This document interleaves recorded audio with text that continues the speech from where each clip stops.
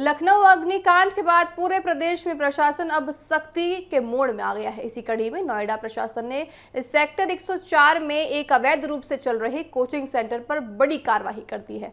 Fire विभाग और शिक्षा विभाग की संयुक्त टीम ने छापेमारी करते हुए ओम एजुकेशन नामक कोचिंग सेंटर को सील कर दिया है। जांच में पाया गया है कि यह सेंटर बिना आवश्यक अनुमति के संचालित हो रहा था और यहां सुरक्षा मानकों की गंभीर अनदेखी की जा रही है। प्रशासन ने इसके बाद जिले भर के सभी कोचिंग संस्थानों की जांच शुरू कर दी है। सेक्टर 22 समेत कई इलाकों में भी कोचिंग सेंटरों का निरीक्षण किया जा रहा है। अधिकारियों ने साफ कहा है कि नियमों की अनदेखी करने वाले संस्थानों पर आगे की सख्त कार्रवाई यूं ही जारी रहेगी ताकि किसी भी तरह की अनहोनी होने से रोका जा सके। आइए आपको दिखाते हैं हमारी संवाददाता प्रिया राणा की एक खास रिपोर्ट। लखनऊ में हुए अग्निकांड ने हर किसी को झकझोर के रख दिया है। सवाल और जवाबदेही यही बन जाती है कि आखिर उन 15 बच्चों की मौत के पीछे कौन जिम्मेदार है। क्या वो प्रशासन या फिर वो निचले स्तर के अधिकारी जो जमीनी स्तर पर रहते अपनी आंखों को बंद करते हुए नजर आते हैं। इसी पर जायजा लेने के लिए टीवी7 की भारत की टीम जो है नोएडा में पहुंची है, ग्राउंड जीरो पर, जहां पर ना जाने ऐसे कितने सैकड़ों जो कोचिंग सेंटर हैं वो संचालित हैं। आपको एक तस्वीर दिखा रहे हैं नोएडा की ही। आप तस्वीरों में देखेंगे तो कोचिंग सेंटर में हम प्रवेश कर रहे हैं। सबसे पहली बार जब आप प्रवेश करेंगे तो सिर्फ मात्र एक सीढ़ी आपको यहाँ पर नजर आएगी। बड़ी बड़ी बोटिंग्स नजर आएंगी, बड़े बड़े कोर्स आपको यहाँ पर नजर आएंगे। लेकिन सवाल यही है कि जब हम अपने बच्चों को इन बड़े बड़े कोर्स के लिए भेज रहे हैं तो क्या वो बच्चे सुरक्षित हैं? देखिए, ये कोचिंग सेंटर है, एंट्री इसका गेट है। आप अंदाजा लगाइए, बहुत छोटी छोटी इनकी सीढ़ियां हैं।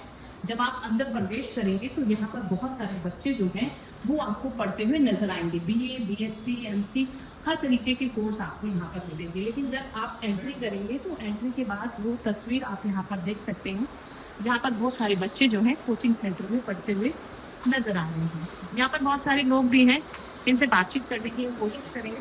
क्या कहेंगे कोचिंग सेंटर में जो लखनऊ वाली वारदात आपने देखी, बेहद ही दर्दनाक है। आपके यहाँ किस तरीके के इंतजाम है और बच्चों के लिए क्या कहना चाहिए जिन्होंने अपना जीवन? मैम देखिए, जो जिन बच्चों ने अपना जीवन खो दिया है उनके लिए तो हमारा फिर से अमन है, इस चीज को रिकवरी करी नहीं जा सकती।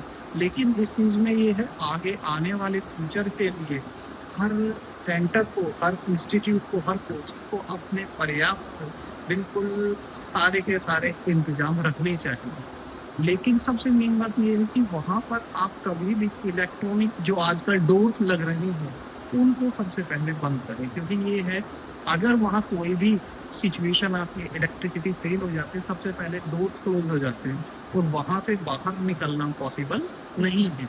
उसी की वजह से ये सारे के सारे हादसे होते हैं।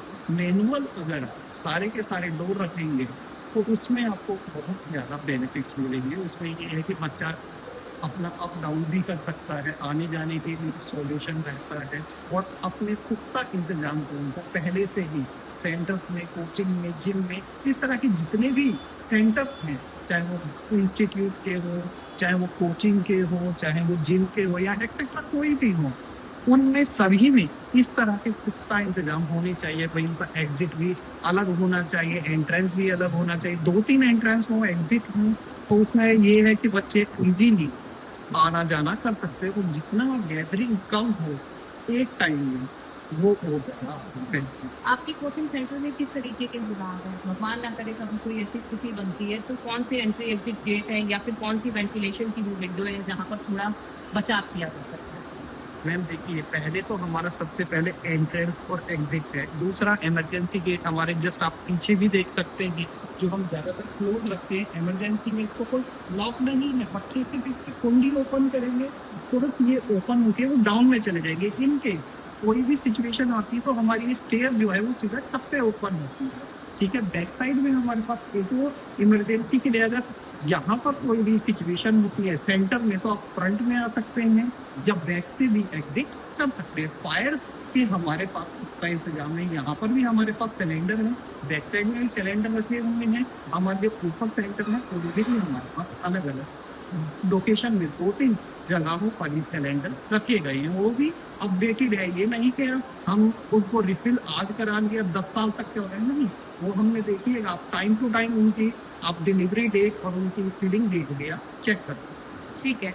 देखिए ये कोचिंग सेंटर की तस्वीर हम आपको दिखा रहे हैं जहाँ पे पढ़ाने वाले यहाँ पर टीचर्स का कहना है कि एग्जिट गेट जो है वो आपको नजर आएगा। आप देख सकते हैं होर्डिंग यहाँ पर लगी हुई है, बच्चे हैं जो यहाँ पर लगातार पढ़ते हुए आपको नजर नहीं आएंगे। आप तस्वीर देख सकते हैं, इस तरीके की वो तस्वीर थी लखनऊ की जहाँ बच्चे पढ़ रहे थे। साथ ही देखिए आप जब इस कोचिंग सेंटर के बाहर की तरफ यहाँ पर निकलेंगे एक अलग गेट आपको यहाँ पर नजर आएगा। देखिए बहुत सारे बच्चे स्टूडेंट्स हैं जो भी पढ़ने के लिए नहीं आए हैं, और क्योंकि कहीं ना कहीं बच्चों के मन में जरूर कोई डर भी हुआ होगा, लेकिन बड़ा सवाल ये होता है कि जो टीचर बता रहे हैं कि एग्जिट गेट है, तो देखिए वेंटिलेशन के लिए विंडो तो बनाई गई है, ये विंडो लेकिन बंद है।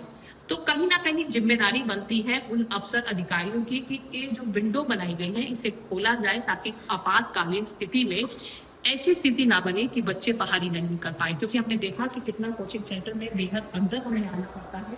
साथ में टीचर का कहना है कि मैनुअल गेट अगर हो तो शायद वो बचाव हो सकता है। फिलहाल में गेट होते हैं जिसकी वजह से हो जाती है कि खुलने वाली स्थिति नहीं रहती है, लेकिन कहीं ना कहीं सभी नोएडा में भी कोचिंग सेंटर प्रशासन के द्वारा, फायर विभाग के द्वारा देखिए कोचिंग सेंटर्स को सील किया गया है जहाँ पर एनओसी नहीं थी, पर्याप्त सुविधाएं वहाँ पर उपलब्ध नहीं थी। लेकिन बड़ा सवाल अब यही खड़ा हो रहा है कि आखिर किस तरीके से जो कोचिंग सेंटर चल रहे हैं प्रशासन उन पर कब कार्रवाई करेगा। लेकिन यहाँ की जब हमने स्थिति देखी तो यहाँ पर आपको एंट्री गेट नजर आएगा, एग्जिट गेट नजर आ रहा है, सुरक्षा के पूरे इंतजाम यहाँ पर नजर आ रहे हैं। तो कहीं ना कहीं प्रशासनिक अधिकारियों को वहां पर कार्रवाई की जरूरत है जहां पर पुख्ता इंतजाम नहीं किए जा रहे। देखना होगा कि प्रशासन इसमें क्या कुछ कड़ा एक्शन लेता हुआ नजर आएगा। कैमरामैन हिमांशु के साथ मैं प्रिया राणा, नोएडा, TV7 भारत। आपने सुना जिस तरह से प्रिया राणा ने एक नोएडा में कोचिंग सेंटर को आपको दिखाया, तो देखिए वहाँ पे एग्जिट पॉइंट है और